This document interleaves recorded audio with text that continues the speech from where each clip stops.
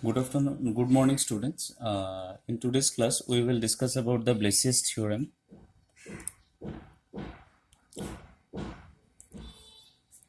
So, Blasius theorem is mainly, suppose there is a reference system. We have considered a reference system, x-axis and y-axis, and suppose there is a circular cylinder. Now, Blasius theorem is mainly what is the resultant thrust, or what is the moment of the forces experienced by the circular cylinder due to the fluid motion, or when a circular cylinder is moving on a uniform stream, what is the pressure force experienced by the circular cylinder due to the fluid motion. So suppose we are considering a segment PQ. This is the segment PQ, and the arc length, this particular arc length is considered as ds, this particular arc length, and the tangent, this is the tangent, it makes an angle theta with the x-axis. Okay, and at this point we have applied a pressure P. Okay, so yes, so now what is the component of this pressure force along x-axis? I mean not pressure force, what is the component of P along x-axis? So it will be P cosine of, now what is this angle? Okay, now you see this particular P, generally we know that pressure acts along the normal. So this is our 90 degree. Okay, so this will be your, this particular angle is pi by 2 plus theta. So this is P cosine of pi by 2 plus theta. So that is minus P sine theta. And similarly, the component of pressure along y-axis will be P sine of pi by 2 plus theta. So that will be your P cos theta. Okay, so these are the pressure, but now we need the pressure force. Okay, so the pressure force, we write pressure force along x-axis, the pressure force along x-axis. So this is the pressure component along x-axis. Now with the pressure component we have to multiply area. Now we see this particular length is ds. So to get the area we have to multiply two lengths. So one is your thickness ds, one is the length ds. So with that length ds we multiply the unit thickness. So this is the pressure force along x-axis. Similarly, the pressure force along y-axis will be same. This is our pressure. So now to get the force, because the formula for that pressure is nothing but force divided by area. So we have pressure. So to get the force, we have to multiply the pressure with the area. So how to find the area? Length of that part into the thickness of that part. As we have taken two-dimensional motion, so we have considered as unit thickness. Okay. So we make it equation number 1. Also, from our graduation level, we had one relation that cos theta is equal to dx by ds and sin theta is equal to dy by. So this is nothing but the relation between arc length and the angle. So therefore, 1 implies the pressure force Pf along x-axis is minus P. So now we replace your sin theta into ds by, from this part, sin theta into ds will be your dy. So minus P dy. Similarly, the pressure force along y-axis will be P into dx. We have replaced our cos theta into ds by dx. Okay. Now this is for the only for this elementary length. So now we consider, let capital X and capital Y be the resultant resultant pressure forces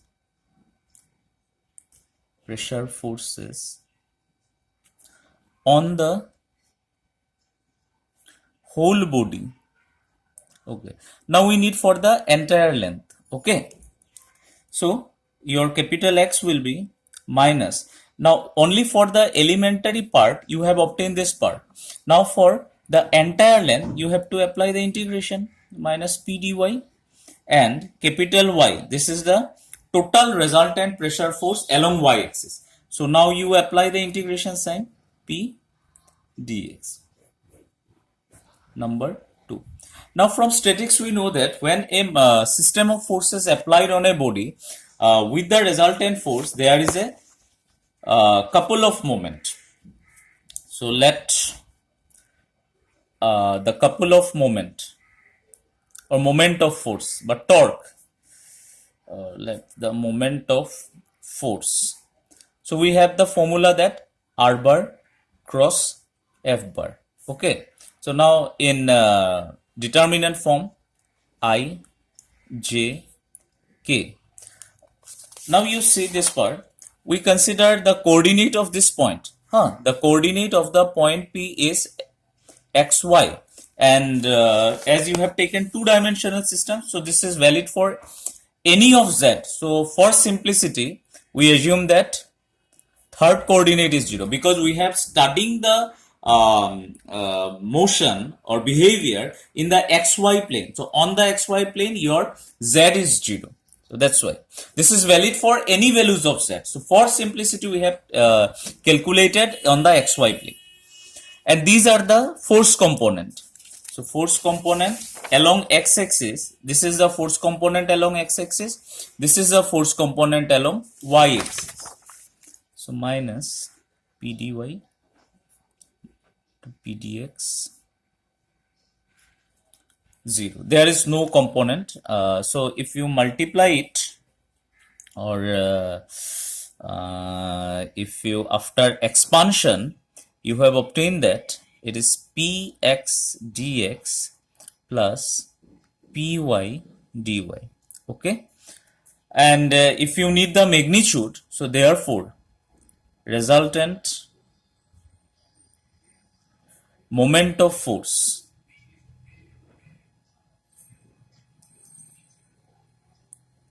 obviously magnitude on the entire body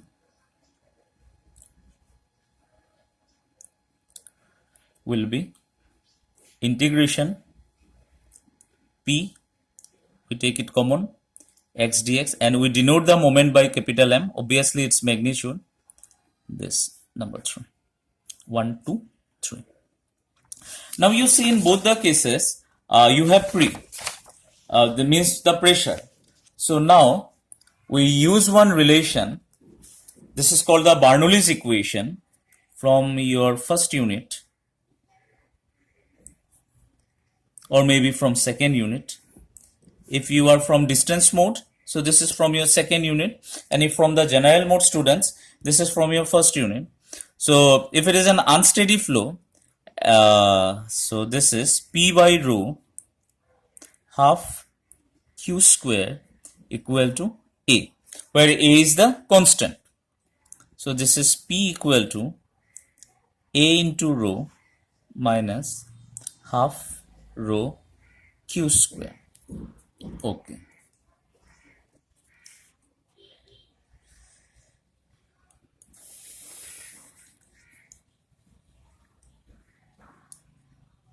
So therefore 2 implies capital X equal to minus integration P A rho minus half rho Q square into dx over the closed curve. And what is capital Y? This is minus, not minus, plus. So this is a rho minus half rho q square into d. Sorry, we make one mistake. So in your this will be your dy and this will be your dx. Okay, yeah. Now we do one thing. We take this form x minus I y. So what will be the outcome then? Minus, okay, a rho will be common, dy plus I dx, then it will be minus x minus iy, and for the second part it will be half rho q square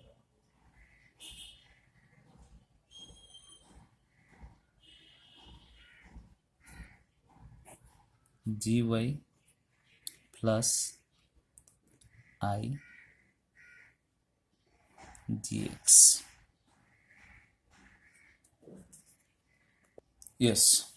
So you see, in the first part of the integration, this is the case, a rho dy plus I dx. So if you integrate it, its outcome will be a rho y over the closed curve plus I a rho into x over the closed curve. As your a is a constant from Bernoulli's equation, and for incompressible fluid, this rho is a constant. Now this is a closed integral. So if it is a closed integral, and once you integrate it, its upper limit and the lower limit must be same, because what is a closed curve? You start from this point, and after the rotation you are coming back to the same point, means the upper limit and lower limits are same in both the cases, so it is 0. Now the remaining part, so x minus iy will be, obviously there is one integration sign here, okay. So plus half rho q square, I take I as a common. Now q square will not come outside the integration, so integration q square, because we don't know whether q is a variable or not, dx minus I dy. Okay,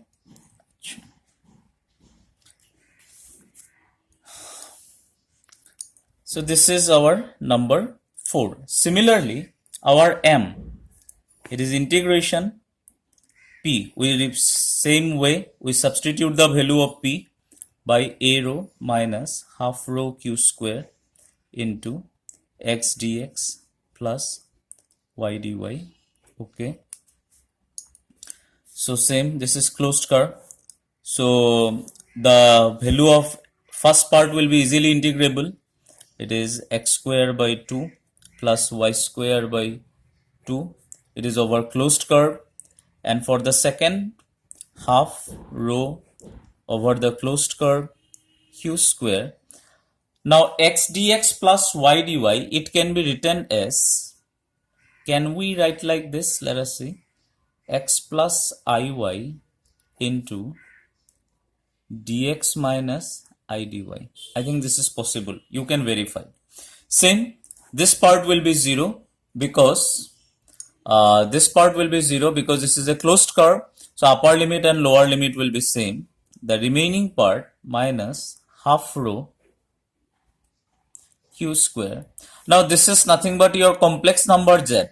It is not the variable zx is z. It is the complex number z into dx minus I dy. Okay, now we have to replace that dx minus I dy. So how to replace it? So from streamlines equation, we go to our streamlines equation. So from streamlines equation, we had one formula, dx by u equal to dy by v. So this, by ratio proportion, this can be written as dx plus I dy u plus iv is equal to dx minus I dy is equal to u minus iv.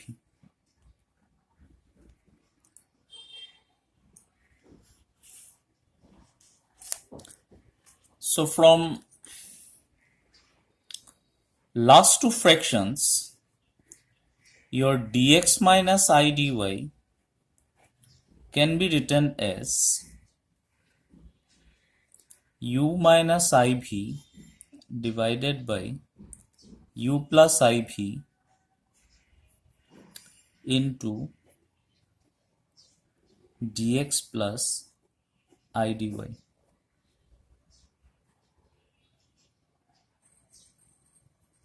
Okay. So by fractions, I mean rationalize the numerator and denominator. So we multiply this by u minus iv whole square, and this is nothing but your differentiation of the complex number. So this is equal to your u minus iv whole square. Denominator is your u square plus v square into d of z. This is number 6.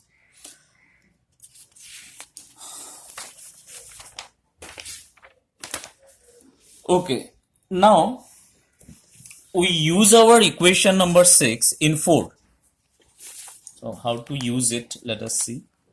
So what is our equation number 4? So we write it x minus iy as half rho I integration q square.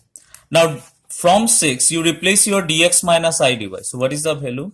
This is u minus iv whole square divided. Now what is your q? Q is the velocity vector.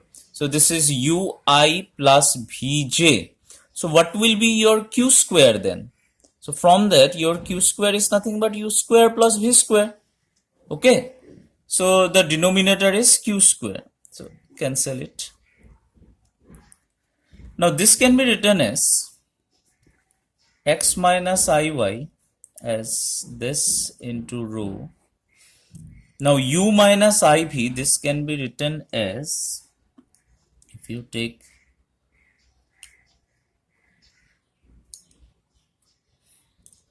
we had one relation in complex number that when w is equal to your phi plus I psi, okay, yeah, we had already shown this result, and if you have any doubt still, you can ask it.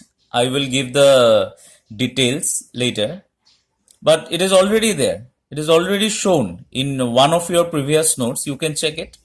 dw dz can be shown as minus u plus v, u plus iv. So this can be written as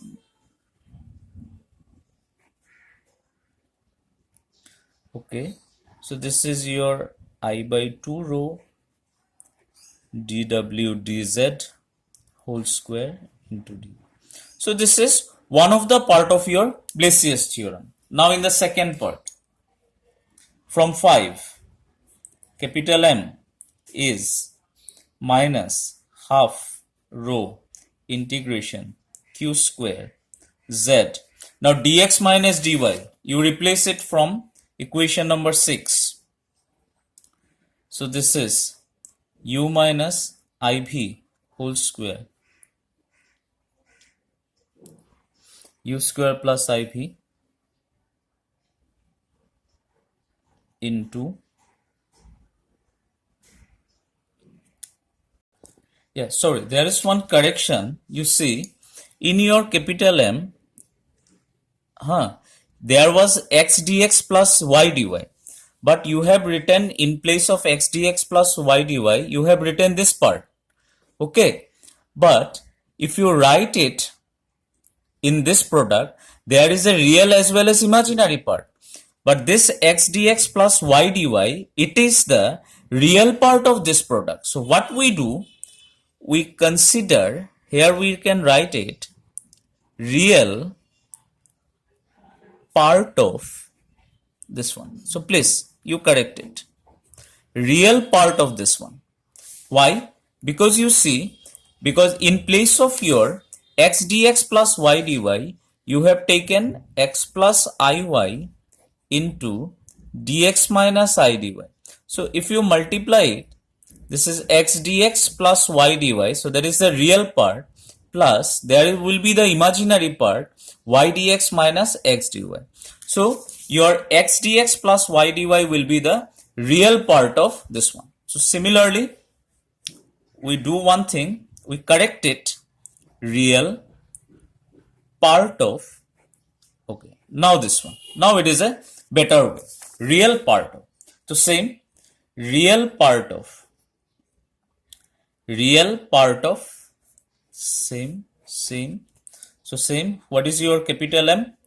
Real part of, what is real part of? Minus half rho integration over C Z. Your this part is nothing but dw by dz whole square into dz. So this is all about your Blasius theorem. You can go to the statement of the, I have not give the statement of the Blasius theorem. Now you can see it in your book. What is the statement of the Blasius theorem? The statement is, if there is a circular cylinder placed in a uniform stream, then if capital X and capital Y, these are the resultant pressure thrust, act on the entire cylinder. And if capital M, this is the torque on the entire cylinder, then the formula is given by these two cases. This one, this is your first part of Blasius theorem, this is the second. So I think you go back to the calculation and please do the corrections. There are some silly errors in the first part of the video. So please you rectify it. So you complete the video, then you will get the rectifications. Thank you all.